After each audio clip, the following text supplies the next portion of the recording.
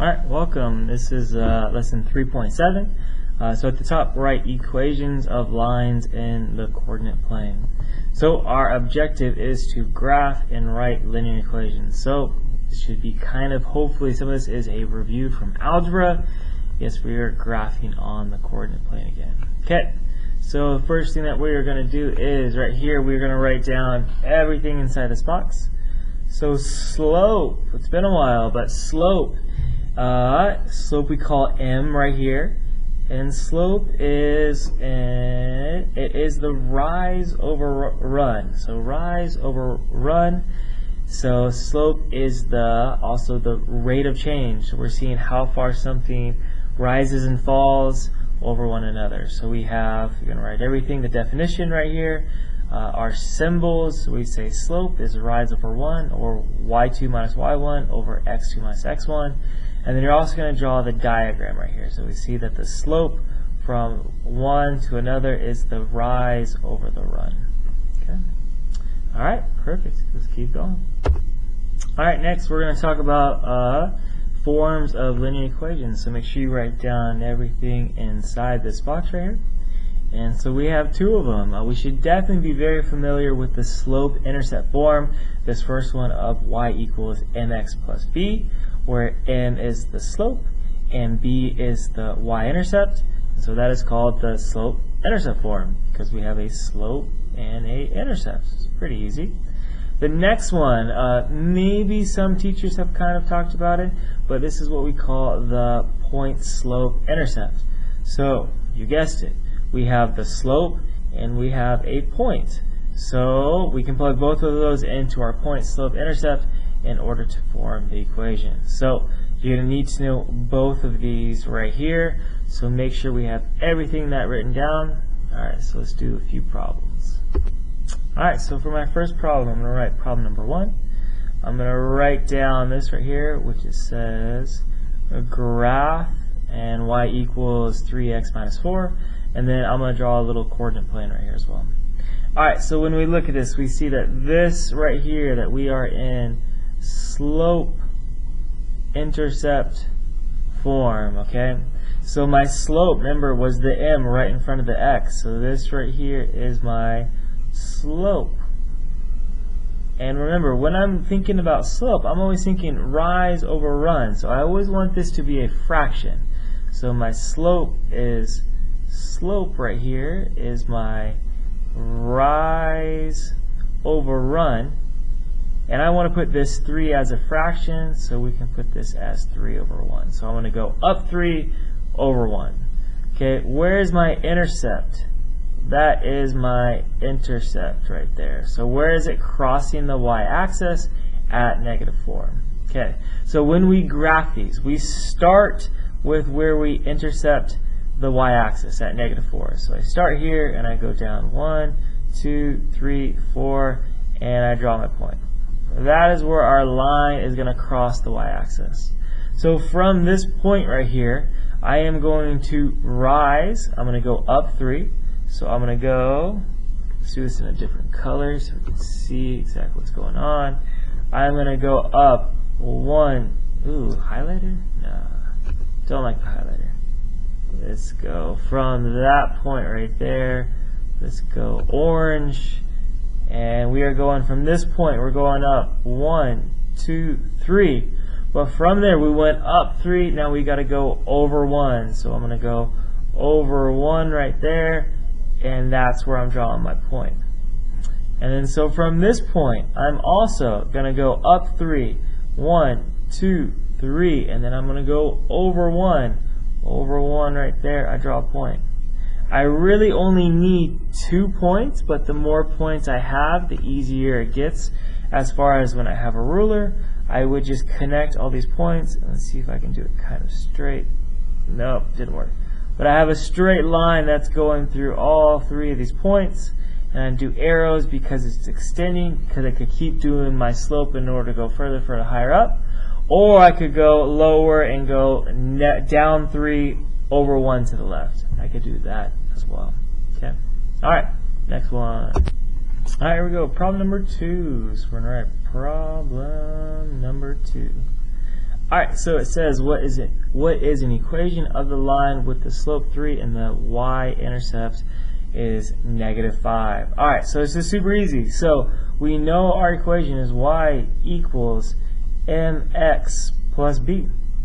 And all we're going to do is we're going to plug this in. We just got to remember that our slope right here is our m, and our y-intercept right here is our b. So we're just going to plug those in. So we have right here for the m, we're going to write a 3, and for the b, we're going to write a -5, and I'm going to plug it in. I have y equals mx, needs to be an x, plus b. Whoops, and that is meant to box it in. Don't know why I'm struggling right now, so let's redo that. Whoa, nice and clean. We're going to write y equals 3x minus 5. Let's see if I can do it this time. Box it in. Yes, got it. There you go. Easy. Next one. Alright, so my next one, problem number 3. Problem number 3. It says, what is an equation of the line through a point, -1, 5, and a slope of 2? So we should use our point slope formula. We have a point, we have a slope. So I have right here, need to remember these formulas. I have y minus y1 equals my slope, m times x minus x1.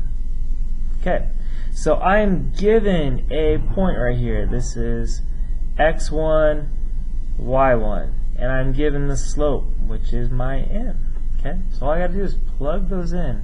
So just be careful with these negatives right here. I have negative right there and a negative right there. So I have y minus, and what was y1? y1 was 5. So 5 equals. And then my m right here is a2. So I'm going to write a2, comma, x minus, and this is where I got to be careful because I have this x1 is a -1. So when I put a -1 right there, a negative, we change that double negative into a positive. And that would be my answer right there. I could leave it just like that. So just be careful of the negatives right there. Otherwise, it should be pretty simple as far as putting that in. Okay. Alright, so next problem. This is problem number 4, is that right? So problem number 4 says, what is an equation of the line at the right? So I'm looking at this line right here. I'm trying to think. I have two forms I can put it in. I can put it in the point slope or slope intercept form. Well, if I'm looking at this line right here, this line doesn't look like it comes over exactly a point. Like it looks like it's coming right in between. And I have 2 points right here. So what do I think? Well, I know if I have 2 points, I can find my slope. And if I find my slope, I still have a point, so I can plug it into my slope point formula. Okay, so my slope, remember, my slope right here, m, I can find the slope by taking y2 minus y1 over x2 minus x1. Alright, so let's get these points. We should have wrote this out first. But if I have my point, say -2, -1, and I have 3, 5, I'm just going to label both of these. This is going to be x1, this is y1, this is x2, this is y2. So now that I have that, I can plug these points into my slope formula to figure out what the slope is. So I have m equals y2 is 5 minus y1 is a -1. So again, be careful with the negatives. That is a -1 over x2 is 3 minus x1 is -2. Double negative becomes a positive, and this is going to give me 6 over 5. So I know right now that my slope is 6 over 5, and I know one of the points, so I can plug this into my formula. We have the slope point formula, which is y minus y1 equals m times x minus x1. Alright, so it really doesn't matter which point that we choose. We're going to eventually equal the same thing. So let's say that we choose this one right here. It really doesn't matter. Say I choose this one right here. So I'm going to have y minus y1 is -1 equals, my slope we just found out was 6/5. Then I have x minus my x1 is -2. And I'm just going to make sure I have these double negatives, so I'm going to make those into a positive.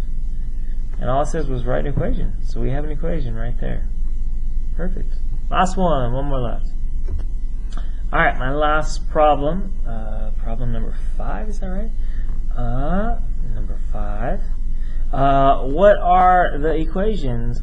What are the equations for the horizontal and vertical lines through 2, 4? So make sure that you draw this picture right here. Okay, so there is a very easy way to remember this. So like my horizontal right here. Okay, so let's talk about the horizontal line. And the horizontal, let's label this the orange horizontal. That is this line right here. That line right there. Okay, so when I'm looking at this, I'm seeing, where does this line cross? Well, if I'm looking at it right here, the line eventually will cross the y-axis. And it crosses, boom, it crosses right there.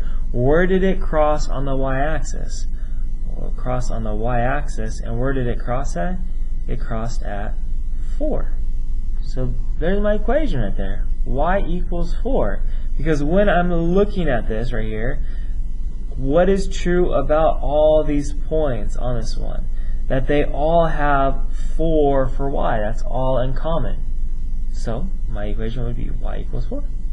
For my vertical now, let's take my vertical lines right here, and let's say I use a different color.